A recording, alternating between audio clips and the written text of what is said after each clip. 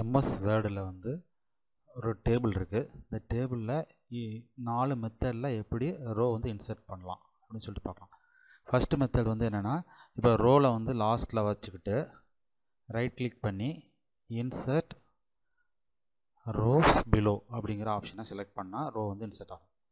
Second method என்னென்னா வந்து ribbon அந்த இதில் வந்து டேபிள் லேஅவுட் அந்த இதை செலக்ட் பண்ணி ரோஸ் அண்ட் காலம் அந்த செக்ஷனில் இன்சர்ட் பிலோ அப்படின்னு கிளிக் பண்ணால் ரோ வந்து செலக்ட் ஆகும், ரோ வந்து இன்சர்ட் ஆகிரும்.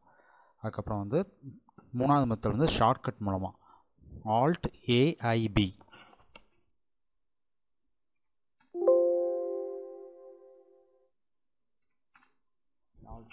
போட்டால் வந்து இன்சர்ட் ஆகிரும். நாலாவது மெத்தட் வந்து ரொம்ப யூஸ்ஃபுல்லான மெத்தடாக இருக்கும். அதாவது டேபிளில் லாஸ்ட் வச்சுக்கிட்டு இந்த ரோ இருக்குல்ல, ரோவில் வந்து லாஸ்ட் வச்சுக்கிட்டு என்டர் மட்டும் ப்ரெஸ் பண்ணால் போதும், ரோ வந்து இன்சர்ட் ஆகும். இந்த வீடியோ உங்களுக்கு பிடிச்சிருக்கும்னு நினைக்கிறேன். இது மாதிரி வீடியோஸ் வேணால் சேனலுக்கு சப்ஸ்கிரைப் பண்ணிக்கோங்க. Thank you, by.